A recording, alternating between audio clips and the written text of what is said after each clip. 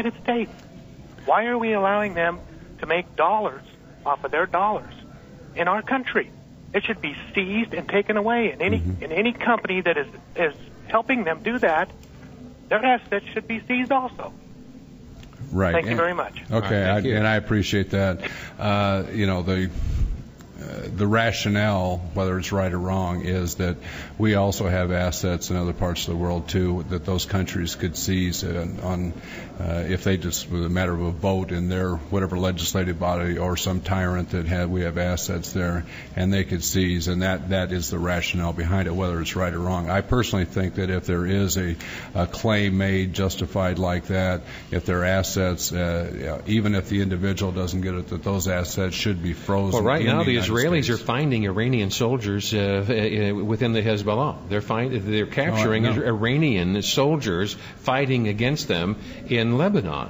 They are obviously exporting their terror, and these are acts of a sovereign nation. And sovereign nations behave and fund and subsidize terror. The president's inaugural address, or one of his recent State of the Union addresses, said we are not going to allow sovereign nations to do that, and they become our enemy.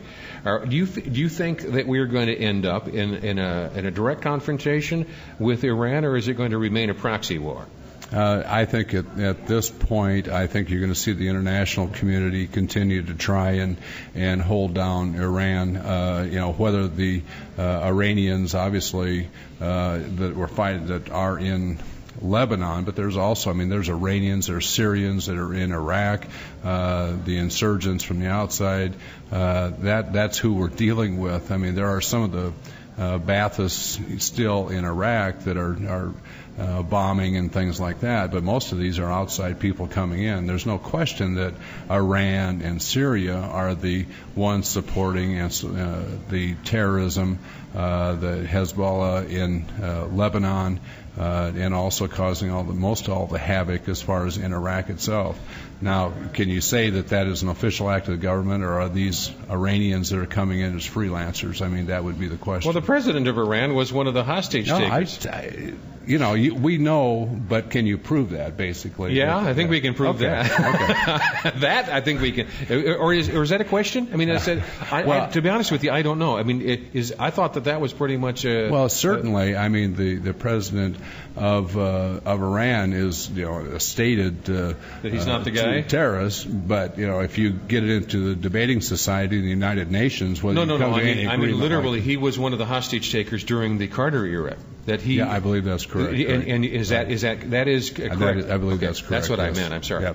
Yep. Congressman Latham is our in-studio guest. We'll take a last time out. We'll go directly back to our telephone lines. We're broadcasting live from the Crystal Studios at the Iowa State Fair at 284-1040 or 800-469-4295 in a moment. The President's advisors constantly update him on the world. We do the same for you on News Radio 1040 WHO. Coming up shortly, we're going to talk with the Democratic candidate for Ag Secretary. Right now, Congressman Tom Latham is our in-studio guest at the Iowa State Fair, Crystal Studios. Joining us on our telephone lines, let's talk with Tom. Good morning, Tom. Hello, Jan. Hi, Tom. How you doing? Good. I'm one of Congressman Latham's constituents, and I think he's doing a great job for us. So my question to him is regarding Israel. Israel is a longtime ally of the United States, and Hezbollah is a known terrorist sponsor or organization. My question is, why are we not providing Israel with every resource and assistance possible to eliminate this enemy? Well, I'm not sure that we're not doing that in essence. We give Israel each year about $3 billion worth of military hardware. We coordinate all the time with Israel with intelligence, using capabilities as far as spies, satellites, things like that. So there is a lot of interaction, and there's total support for Israel with the United States. We'll continue to do that, and I think that basically any way that we can, in fact, be of supportive, we'll continue to do that and expand it if necessary, because these people obviously are terrorists. The Lebanon itself, if it didn't have these terrorists in the country, would be a very moderate democracy in the Arab world, and that's what we've got to strive for. Congressman Latham, thank you for your time this morning, sir. Thank you. It's great to be with you. Right back after the news, we're going to talk with Denise O'Brien. She's the Democratic Party candidate for the Iowa Ag Secretary position. You'll be invited to participate